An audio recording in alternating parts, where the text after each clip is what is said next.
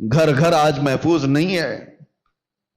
لوگ بیٹھ رہے ہیں آج ہمارے پاس آ کر کے حیرت ہوتی ہے کہ زنا کے معاملات کو حل کرنے کے لیے بیٹھتے ہیں تو رونگٹے کھڑے ہوتے ہیں, کلیجہ منہ کو آتا ہے. باپ بیٹی کو لے کر بیٹھا ہے, دوسرا باپ بیٹے کو لے کر کے بیٹھا ہے. کن معاملات پر آپ بات کر رہے ہو؟ ایک بار میرے آقا صلی اللہ علیہ وسلم کے پاس ایک صحابی آئے تھے, ماعز اسلمی, کہا آقا مجھ سے خطا ہو گئی ہے, مجھ سے غلطی ہو گئی ہے. حضور نے پوچھا ہوا کیا ہے؟ کہا بتا نہیں سکتا, بہت تکلیف کی بات ہے. حضور نے فرمایا بتاؤ تو تمہارا علاج کیا جا سکے. انہوں نے کہا زنا ہو گیا ہے, مجھ سے زنا ہوا.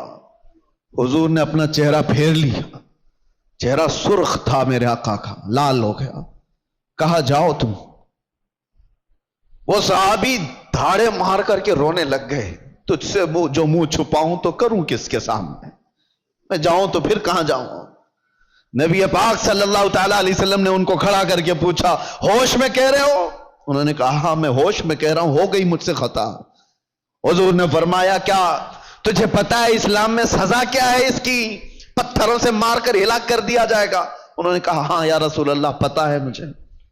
پھر بھی کہہ رہے ہو؟ کہا ہاں, اس آخرت کی سزا سے تو بہتر ہے کہ آپ مجھے دنیا میں پاک کریں.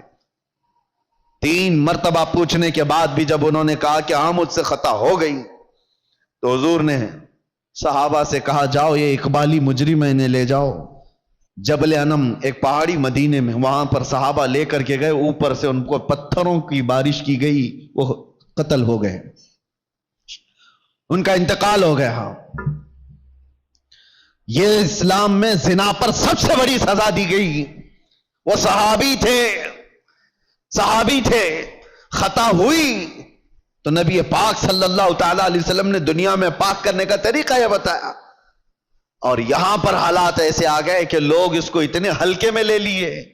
پھر مجھے وہ حدیث یاد آتی ہے, حضور نے فرمایا تھا قیامت کے قریب زنا اتنا عام ہو جائے گا کہ انسان ایسے جوڑا کھائیں گے جیسے گدھے اور کتے راستوں پر جوڑا کھاتے ہیں. ان کے درمیان یہ سب کامن سی چیز ہو گئی, نارمل بن گیا ہے.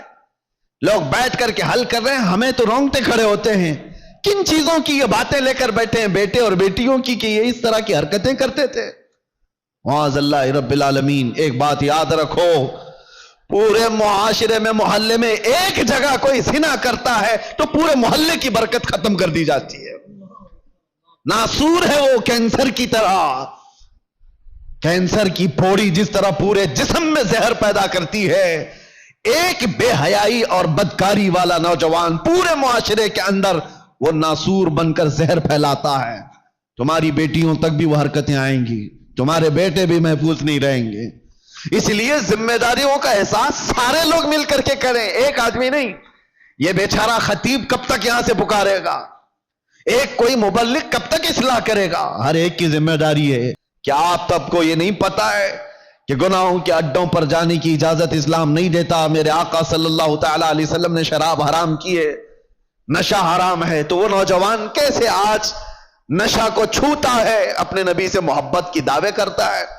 محبت ہے ہی نہیں, عشق کی بات ہی نہیں. رائی کے دانے کے برابر بھی اگر دلوں کے اندر ایمان ہو, میرے آقا سے محبت ہو, تو آ جاؤ, باز آ جاؤ میرے عزیزو. اے نوجوانوں, وقت بہت تیزی سے ڈھل رہا ہے, آپ کو پتہ بھی نہیں. اور حضور پاک صلی اللہ تعالی علیہ وسلم کی وہ حدیث بھی میں آپ کو سناؤں. قیامت کے قریب ایسے حالات ہوں گے کہ بچے جوان نظر آئیں گے اور جوان بوڑھے نظر آئیں گے. کیا آج نہیں معلوم آپ کو؟ بچوں کے اندر جو حرکتیں ہیں وہ جوانوں سے کی جیسی ہیں. 6 سال کے 7 سال کے بچے بالغ لوگوں کی باتیں کرتے ہیں, جوانی ابھی سے آئی ہوئی لگتی ہے. اور جوانوں کو دیکھو, یہ سب ٹوٹے بکھرے ہوئے, ارے 20 سال 22 سال کی عمر میں سفید بال, اور یہ بوڑھے لگنے لگ گئے. ان کی زندگیاں 30 سال کو جاتے جاتے ریٹائرڈ ہو گئیں, گھروں کے حالات خراب ہو گئے. کتنے ایسے ہیں. ارے جوانی کس کو کہا جاتا تھا پتہ ہے؟ 40 سال کے بعد جوانی شروع ہوتی, جس کو مضبوط جوانی کہا جاتا. آج 40 سال میں بوڑھا ہے آدمی, بوڑھا ہے. قیامت کے اتنے قریب ہم آ چکے. میرے آقا نے فرمایا تھا ایک دور آئے گا کہ جب بچے جوان نظر آئیں گے اور جوان بوڑھے لگنے لگیں. ان حالات کا باریکی سے آپ مطالعہ کرو. آج غلطی کس کی ہے پتہ ہے؟ پورے محلے میں 5% یا 10% جواری ہوتے ہیں. 5% سے بھی کم ہوتے ہیں جواری اور سود خور یا شرابی یا زانی. اکثریت تو اچھے لوگوں کی ہوتی ہے، لیکن وہ اچھے لوگ اتنے بھیانک ہوتے ہیں. یاد رکھنا، ان 5 کو جنہوں نے کھلی چھوٹ دی تھی، یہ 95 لوگوں کی بھی وہی سزا ہوگی جو اس جواری کی سزا ہوگی.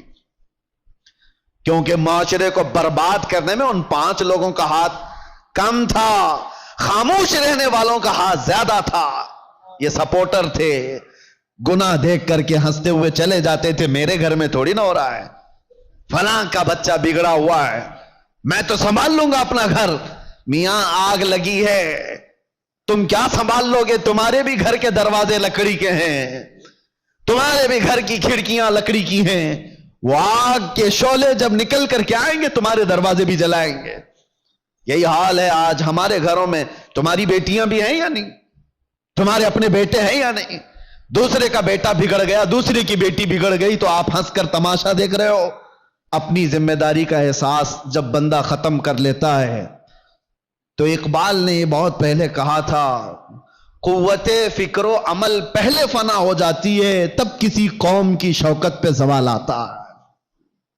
سوچنے سمجھنے کی صلاحیت پہلے یہ ختم ہو جاتی ہے تب جا کر کے قوم کے اندر بدکاریاں پھیل جاتی ہیں، یہ زبوں حالی کا شکار ہوتی ہے. آج قوم کے اندر جو معاملات ہیں ہم گرے ہوئے اس لیے ہیں کہ ہم اپنی ذمہ داریاں نہیں سنبھالنا چاہتے. اب ظاہر سی بات ہے، ایک آدمی بولے گا تو اس کو پکڑ کر کے لے جائیں گے، بند کر دیں گے. دوسرا اٹھے گا اس کو پکڑ کر بند کریں گے اور سارے لوگ تماشا دیکھتے رہیں گے. یہ سوچیں گے نہیں یہ نہیں کرنا ہے، بولنا نہیں ہے. میں سمجھتا ہوں اس طرح کی بزدلی سے تم کتنے سال جی سکتے ہو؟ چپ چپ رہ کر کے برائیوں کے بارے میں نہیں بولو گے، کمپرومائز کر کے جیو گے، کب تک رہو گے؟ موت تو آنی ہے. تو جب مرنا ہی ہے تو گیدڑ کی 100 سالہ زندگی سے شیر کی 1 دن کی زندگی بہتر ہے. حق بات کرو، لوگوں کی اصلاح کرو اور دنیا سے عزت کے ساتھ جاؤ. اسی لیے میرے مرشد نے فرمایا تھا، بل ہوا سن سیم و زر کی بندگی اچھی نہیں، ان کے در کی بھیک اچھی سروری اچھی نہیں. آؤ اصلاح کے لیے اپنے ان معاشروں میں اصلاح کا کام تیزی سے شروع کر دو. اگر آج تھوڑی سی تمہاری حرکت باقی رہے گی تو امید ہے کہ ہماری جو نئی نسلیں ہیں وہ اس بات پر تو باقی رہے. میں سعودی عرب میں دیکھ کر کے آیا ہوں جنہوں نے اپنے بچوں کو آسٹریلیا امریکہ میں پڑھانے کے لیے بھیجا تھا. آج وہ بچے پلٹ کر کے آئے ہیں اور وہ پوچھتے ہیں ہو از دا محمد؟ محمد کس کا نام ہے؟ یہ ریئل بات میں آپ کو بتا رہا ہوں. ارے جہاں اسلام کا مرکز رہا، جہاں سے اسلام پھیلا پھولا، ان کے بچے آج غیروں کی گود میں ڈالے جانے کے بعد آ کر اپنے نبی کو پہچان نہیں پا رہے ہیں. تم نے بھی کیا سوچا ہمارے بچوں کو سوشل میڈیا پر چھوڑ دیں گے، یہ سارا کچھ موبائل سے، گوگل سے، انٹرنیٹ سے سیکھتے رہیں گے؟ کل کو یہی بچے کھڑے ہوں گے جو اپنے نبی کو نہیں پہچانتے، وہ اپنے باپ کو قیامت میں کیا پہچانیں گے؟ اور تمہارے مرنے کے بعد کیا ہی سالے ثواب کر سکیں گے؟ ادھر تمہارا جنازہ لا کر کے رکھا گیا ہوگا، تمہارا بیٹا باہر کھڑے ہو کر کے انتظار کر رہا ہوگا، نماز ہو جائے گی تو اٹھاؤں اور ڈا کر کے دفن کر کے آؤں. اسے توفیق بھی نہیں ہوگی کہ وہ تمہارے لیے جنازے کی نماز پڑھ سکے. ہر محلے کے نوجوانوں سے میں گزارش کروں گا، تم 5 ہی صحیح 10 ہی صحیح کھڑے ہو جاؤ ذمہ داری لے کر کے کہ ہم اپنے محلے میں بے حیائیاں نہیں ہونے دیں گے. انقلاب آئے گا میرے عزیز. تم یہ مت سوچنا کہ ہم 5 اور 10 لوگوں سے کیا ہوگا. تم اپنی طاقت پر کبھی مت جانا، اس لیے کہ وہ رب العالمین ارحم الراحمین، اس کی طاقت کا تمہیں اندازہ بھی نہیں ہے، اس کی طاقت کا اندازہ نہیں ہے. آج سے 5 سال پہلے ہبلی کی ایک مسجد سے 50 لوگوں کے بیچ میں میں نے ایک پاکھنڈی کو اعلان کیا تھا. آپ کو پتا ہوگا ہم نے یہاں سے موبائل کا چیلنج کیا کیا تھا. یہ رب العالمین کا کرم ہے کہ پوری دنیا کے خطے خطے میں وہ آواز پہنچائی گئی، جس کو پہنچنا تھا اس کو بھی پہنچی. تو کبھی یہ مت سوچنا کہ میرے ایک کے چاہنے سے کیا ہوگا. بہت کچھ ہوتا ہے، آواز اٹھا کر کے تو دیکھو. اصلاح کے لیے کھڑے ہو کر کے تو دیکھو، بازو ہمارے کمزور ہیں، رب العالمین کی طاقت کمزور نہیں ہے۔ اگر 5 نوجوان کھڑے ہو گئے ہر محلے سے اور وہ دوسرے بچوں کی اصلاح کے لیے کوشش کرتے رہے، خدارا کبھی یہ مت کہنا کہ ہماری ٹیم میں آ جاؤ، ہماری ٹیم میں آ جاؤ، ہماری تنظیم میں آ جاؤ۔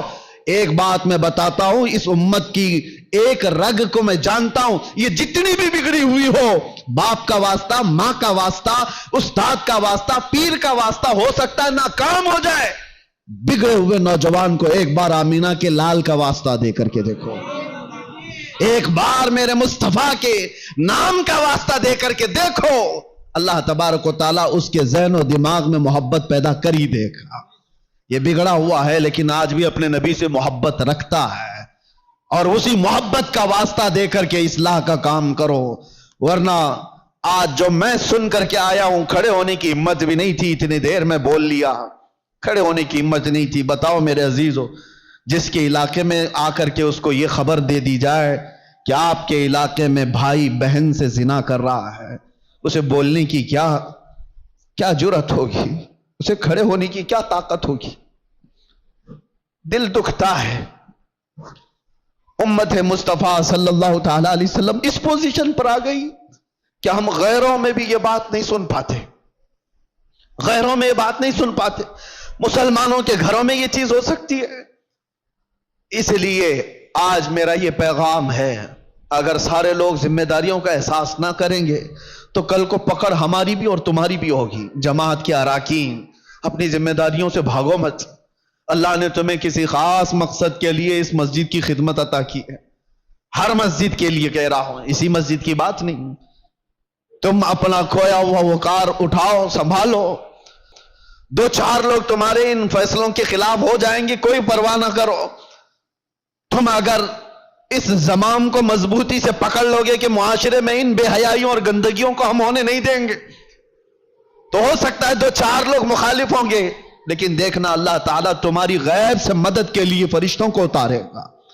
اللہ تبارک و تعالیٰ ہم کو خیر امت میں جس طرح سے رکھا ہے، ہمیشہ خیر امت کے اس لقب کو سنبھالنے کی توفیق عطا فرمائے۔ رب تبارک و تعالیٰ ہمارے اس بگڑے ہوئے معاشرے کو پھر سے اصلاح کی توفیق عطا فرمائے۔